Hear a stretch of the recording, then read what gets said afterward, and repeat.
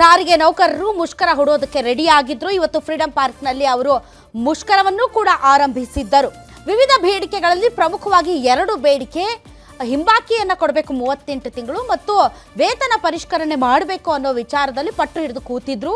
ಆದರೆ ಸರ್ಕಾರ ಈ 2 ಬೇಡಿಕೆಗಳ ವಿಚಾರದಲ್ಲಿ ಮೀನಾಮೇಷ ಎಣಿಸ್ತಾ ಇದೆ ಅಥವಾ ಬಾರ್ಗೇನ್ ಮಾಡ್ತಾ ಇದೆ. ಈ ಬಾರ್ಗೇನ್ಗೆ ಯಾವುದೇ ಕಾರಣಕ್ಕೂ ಕೂಡ ಸಾರಿಗೆ ನೌಕರರು ಒಪ್ತಾ ಇಲ್ಲ. ಬದಲಾಗಿ 10 ದಿನಗಳ ಟೈಮ್ ಕೊಟ್ಟಿದೆ. ನೀವು 2ನೇ ತಾರೀಕು ಒಳಗಡೆ ನಮ್ಮ ಬೇಡಿಕೆಗಳನ್ನು ಈಡೇರಿಸಬೇಕು.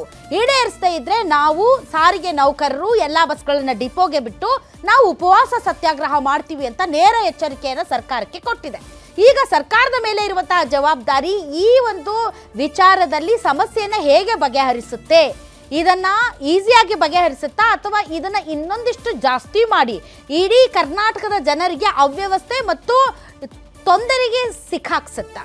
4 ನಿಗಮಗಳು: KSRTC, BMTC, ವಾಯುವ್ಯ ಮತ್ತು ಕಲ್ಯಾಣ ಕರ್ನಾಟಕ ಸಾರಿಗೆ. ಸೊ 4 ನಿಗಮಗಳ ಸಿಬ್ಬಂದಿಗಳು ಈಗಾಗಲೇ ಹೋರಾಟಕ್ಕೆ ಜೈ ಎಂದಿವೆ. 2ನೇ ತಾರೀಕೊಳಗಡೆ ಸಮಸ್ಯೆ ಬಗೆಹರಿಯದೇ ಇದ್ರೆ ಡೆಫಿನೆಟ್ಲಿ ಮುಷ್ಕರ ಮಾಡ್ತಾರೆ. ಸಾರಿಗೆ ನೌಕರರು ಬಸ್ಗಳನ್ನು ಹೊರಗಡೆ ತೆಗೆಯೋದಿಲ್ಲ. ಆ್ಯಂಡ್ ಮತ್ತೊಂದು ಕಡೆ ನಮ್ಮನ್ನು ಸಾರಿಗೆ ನೌಕರರನ್ನು ಸರ್ಕಾರಿ ನೌಕರರ ಥರ ಟ್ರೀಟ್ ಮಾಡಿ. ಈ ಬೆಲೆ ಏರಿಕೆಯ ಬಿಸಿಯಲ್ಲಿ ನಾವು 1,00,000ಕ್ಕೂ ಹೆಚ್ಚು ಜನ ಸಿಬ್ಬಂದಿಗಳು ಮತ್ತು ಕುಟುಂಬದವರು ಜೀವನ ಮಾಡಬೇಕಲ್ಲ. ಹಾಗಾಗಿ ನಮ್ಮ ಬೇಡಿಕೆಯನ್ನು ಕೂಡ ತಾವು ತಿರಸ್ಕರಿಸಬೇಡಿ, ಪುರಸ್ಕರಿಸಿ ಅಂತ ಬೇಡಿಕೆ ಇಟ್ಟಿದ್ದಾರೆ. ಹಾಗಾದರೆ ಮುಂದೆ ಏನಾಗುತ್ತೆ?